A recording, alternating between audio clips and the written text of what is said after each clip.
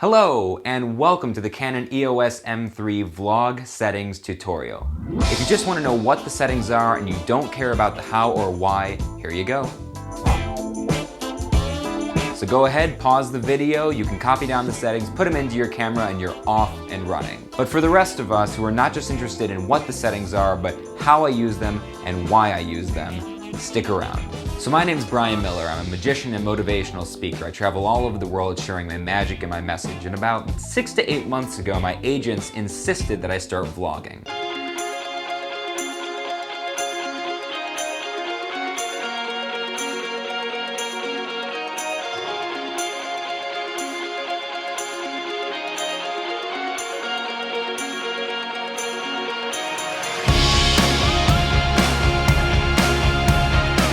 I started out like most people do on my cell phone, my smartphone, and then I upgraded to a GoPro, a point and shoot, and eventually this. And now I have a 3-camera rig centered around the Canon EOS M3 as my main vlogging camera. This is part 1 in a multi-part tutorial on the best settings for vlogging with this camera. In part 1, we're going to go over frames per second, shutter speed, ISO, f-stops, and why I run full manual exposure instead of auto, and why you should too.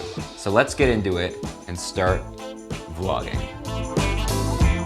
The Canon EOS M3 is a fantastic vlogging camera. Now, this is not a review, this is a tutorial video on the best settings for vlogging with this camera. So let's go through my settings one at a time. First, I'm filming at 24 frames per second. When I first started vlogging, I was filming at 30 frames per second because that's kind of the standard for vloggers on YouTube. But the more I've been in vlogging, the more I wanted my vlogs to feel more cinematic, and 24 frames per second is the most cinematic. Double that to get your shutter speed. When I was filming at 30 frames per second, I was shooting at 1/60th for my shutter speed. Whatever your frames per second is, you want to double that, or as close to double that as you can, to get the most natural motion to the human eye. This is also the most cinematic feel. Those two are locked in for me. 24 frames a second, 1/50th shutter speed are locked in. I don't change those when I'm vlogging. ISO is essentially your digital brightness. So if you've got your 24 frames per second and you've got your 1/50th shutter speed, you may find that you need to bump up your ISO or lower it depending on the brightness level of the situation you're in.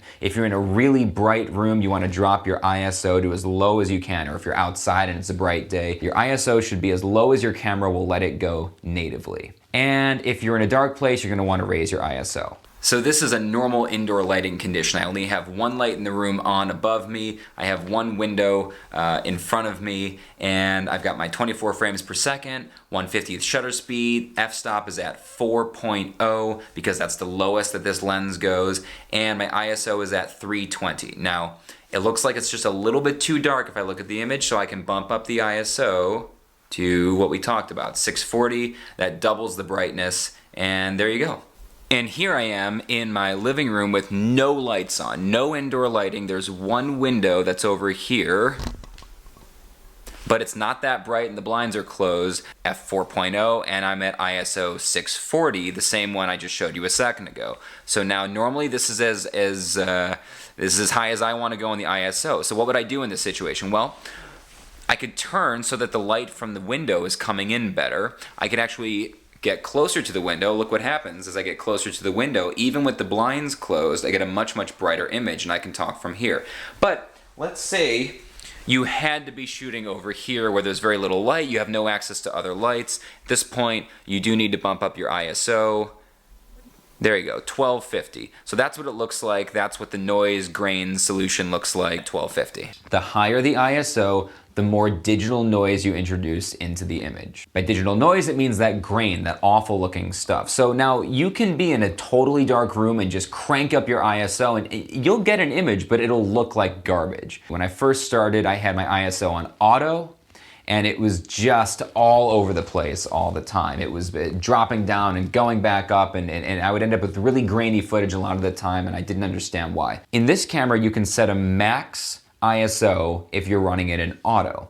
And I highly recommend that if you're going to do that, you set your max ISO at 800. And it's not going to be that bad. 800 is a totally usable ISO for most situations. Once you get up over that, you really start to notice the noise. And in this camera, it's got a good sensor, like it's got a good size sensor, but it's not Bigger sensors can handle larger ISOs without as much noise. This one, once you hit that 1200 ISO mark or 1250, whatever it is, and you start to go, you really start to see the noise and it really starts to degrade the image after that point. Interestingly, this camera has a native ISO of 160. You can drop it all the way down to 100, but 160 is its native. That means that any increments of 160 are going to be your best ISO settings for this camera. So 160, 320, 640, those are the settings you want to be using on this camera. If I'm outdoors, it's going to be a 160. Indoors, I'm either at 320 or 640, unless I'm in really low lighting conditions, in which case I have to bump it up higher than that. Your f-stop. I think the f-stop is one of the most confusing things for people who are new to cameras, new to video. I know it was for me when I first started, and that's what I've heard from people. When you're indoors, your f-stop should be the lowest number you can make it. The lowest number is going to give you the brightest image. The lower the number, the brighter the image. So, if your camera can go down to an f-stop of 2.0, indoors you're gonna want it at 2.0 for the most part. Also, the lower the f number, the brighter the image and the more subject isolation you get. In other words, the more blurry background you get. Lower number, brighter image, more blurry background. Got it?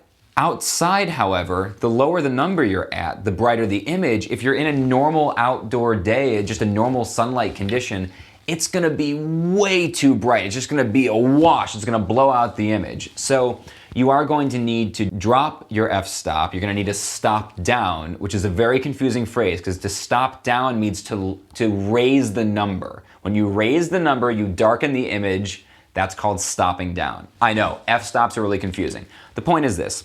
Indoors, the lowest f number you can get. Outdoors, you want to use the lowest f-stop you can have without blowing out the image. A lot of times you're going to be at least 5.6, sometimes 8. If it's a really bright day, I have to be at 11. I'm talking about all these things and you're probably thinking, why don't I just run the camera on auto exposure, just let it determine all the settings? Well, I did when I first started, and I think a lot of people do when they first start. And when you first start vlogging, you don't understand all these different things. You have to try to change all the settings all the time as you're moving. It's crazy. You just hit auto and you just go with it. And you know what? The camera, it does a decent job on auto. It does. But the problem on auto is two things. One, it doesn't always know how to optimize your conditions. For instance, if there's a really bright background behind you, sometimes it'll accidentally expose for the background and you'll be really, really dark. Or other times, it'll brighten you up and then the background will just be way too bright. It'll blow you out. One of the problems with the auto exposure. The other problem is it constantly changes the brightness as you walk in and out of rooms, in and outside. And that sounds like a good idea, but if you've ever watched a video where the brightness of the video is constantly changing over the course of a scene, you know how distracting it can be to the eye. I now run in full manual. Yes, that's what Casey Neistat does, and every vlogger on YouTube pretty much wants to be like Casey. Well, one of the ways Casey does what he does is by running on full manual. He changes his settings for every single lighting condition, and he does it constantly. It is a lot of work. You really need to understand your settings before you're able to do that. And when I first started the first 3, 4, 5 months of vlogging, I wasn't able to do that. But the more I've learned my camera, the more I've learned the settings, the more I've understood how to change the settings for different conditions and optimize it. How do I run manual? Well, I run manual very, very simply. I lock in my frames per second at 24. I lock in my shutter speed at 1/50th. What does that leave me with? It leaves me only with 2 variables, the f-stop and the ISO. My ISO is usually set to 320. That's a good starting place for me. That means if I'm inside, I might need to bump it up to 640, but sometimes 320 is fine. If I go outside, I bump it down to 160. And I leave it normally at 320, so I'm always right in the middle. So I can see right away, oh, I need it to be a bit brighter, bump it up to 640, twice as bright. If I need it to be a little bit darker because I'm outside, boom, I bring it down, I don't know what that, I bring it down to 160 to darken it up a little bit. Then the f-stop.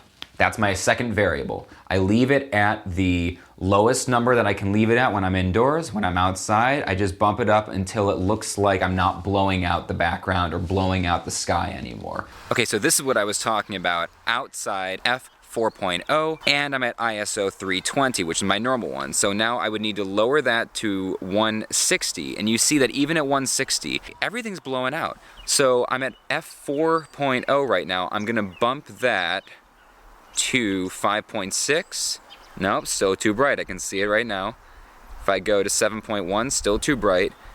8, look at this, I gotta go all the way to 11. These go to 11. To stop blowing out the entire background. Now, it looks like I'm still blowing out the background, doesn't it?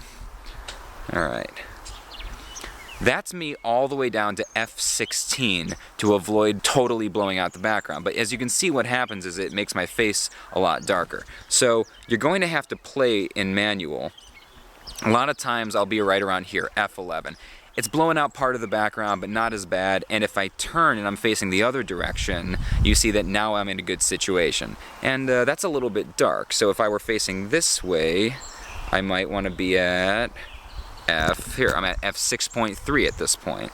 Now that's with the sun behind me being blocked by a bunch of trees. But if I turn now, same situation, I'm blowing out the background. So when you're running in full manual, you do have to find a setting for whatever the conditions you're in that nicely handle a variety of different conditions as you're moving around. You're never going to find one setting that's absolutely perfect. Filmmakers can set up a different setting for every single shot, for every single camera, but when you're vlogging, you're running around constantly while you're recording at the same time. You're going to have to change settings if you're running in manual. On this camera, there's a lot of physical control, so it makes it really easy to change all of these different settings on the fly. So if I'm holding it like this, the controls, a lot of them are on this side, but you learn them pretty quick, and all you have to get your brain to do is realize that if you want to go left or right, it's the opposite way that you're thinking of it from the opposite side. Does that make sense? To the left is down, to the right is up. From this side, to the right is down, to the left is up if I'm doing it the other way. But you might have noticed if you're a fan of Casey Neistat that he does change his shutter speed a bunch. You can get away with this in vlogging. You're not going to want to do this if you're a filmmaker, but this is a vlogging tutorial. So the only time I ever touch the shutter speed is if I'm indoors and the lighting conditions are really dim and I'm at the ISO where I'm at my personal max ISO where I don't want to go over that. If I really want to brighten the image without introducing any more noise, I'll bump down my shutter speed to 1/40th. You are going to get a little bit more motion blur than is normal for the human eye, but it's not so bad that it affects vlogging. Filmmaking, I would never do it. I would put more light in the scene, but when you're vlogging, you don't always have time to set up light. All right, so that's it for part 1. I hope that you found something useful. If you did, please do hit that like button. I should have part 2 up in the next couple of days, so subscribe to this channel if you don't want to miss it. I've got lots of vlogs that you can check out, travel gear reviews, some inspirational videos, and coming soon, a lot more magic in the videos themselves. Thanks again for sticking with me. Hope to see you in the next one, and have a great day.